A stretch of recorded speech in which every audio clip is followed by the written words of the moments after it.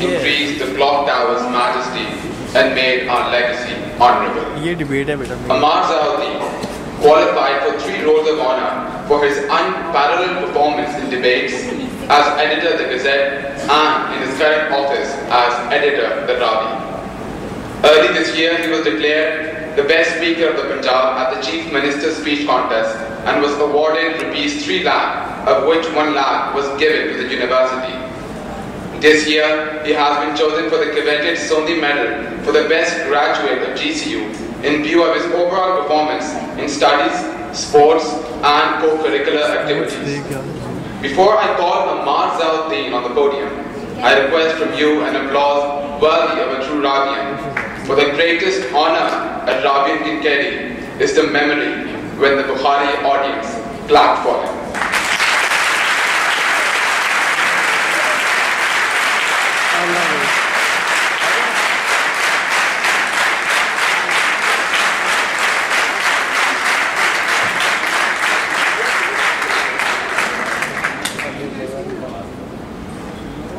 He usually stays back for the evening and spends time with his family.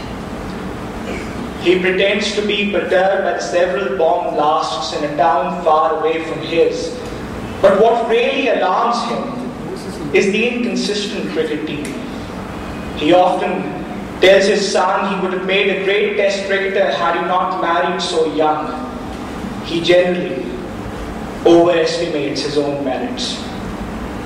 An anonymous man in an anonymous setting, living a good life. Like him, sir, are so many.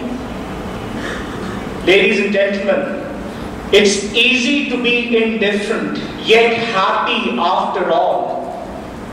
If you've never felt the stinging darts of segregation and suppression, but if you've seen vicious mobs lynch your mothers and fathers at will and drown your sisters at whim, if you've seen Zionist soldiers kick, curse, brutalize and even kill your loved ones, if you've seen drone attacks with your own eyes and given shoulder to the corpse of your own kin, and when you suddenly find your tongue twisted and your speech stammering as you seek to explain to your 12-year-old daughter that ethnic cleansing in Bosnia was rooted in religion, and when you find your only son distort his own personality and develop bitterness towards the society and become one more extremist, and when you find tears welling up in your granddaughter's eyes as she looks at a picture of her mother that flashes back memories of the night she committed suicide after 2 Indian soldiers ruthlessly raped her, and when your country and your culture is looked down upon, when you're intimidated day in and day out by the nagging headlines of Islamic fundamentalism, when your first name becomes radical, your middle name becomes Islamist, and your last name becomes Mahsood, when you're constantly fighting a degenerating sense of nobodiness, living between the devil and the deep sea, not knowing what to expect next, then, ladies and gentlemen, they'll understand it's time to redeem yourself, to rise again.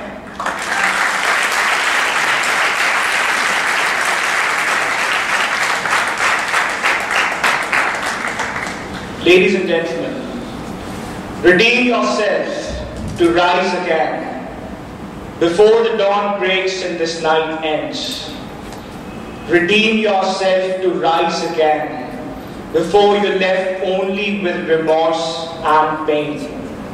Redeem yourself to rise again before they come and snatch away from you your lands. There comes a time in life, sir, when you have to stand up for yourself and cry out aloud, enough. Enough to those who ask us to do more. Enough to those who try and intimidate us with surgical strikes and last warnings. Enough to those who sell us out for a few pennies and make a mockery of our pride and honor. Enough to those who in the name of God defy the will of God. Enough to those who falsely believe they can weaken our federation.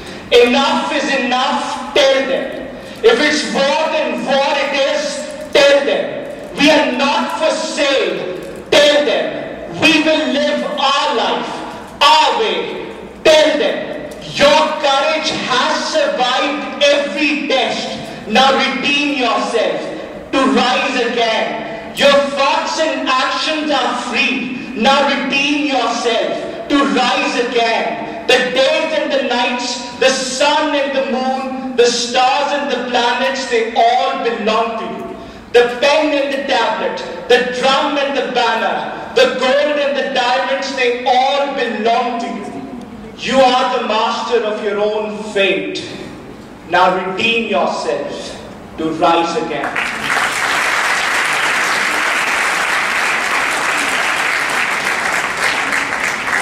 Mr. President, sir, the need today is greater than ever before to sit down and reflect on where and how did we go wrong. Life can be made a lot more easier if we understand what it means to be a Pakistani. If you want to be a Pakistani, you will devote your life wholeheartedly to your motherland and strive every day of your life to make Pakistan one of the greatest countries in the world. If you want to be a Pakistani, you will condemn extremism in all its forms and manifestations. If you want to be a Pakistani, you will not waste your time in finding scapegoats and recognize your own mistakes. If you want to be a Pakistani, you will not lead a life driven by religious dogmas or superstitions. If you want to be a Pakistani, you will do whatever you can with whatever you have and preserve the national integrity. If you want to be a Pakistani, you will not let your ethnic background, your political beliefs or your personal beliefs influence your patriotism. If you want to be a Pakistani, then you'll take pride in your customs, your values, your traditions and your languages.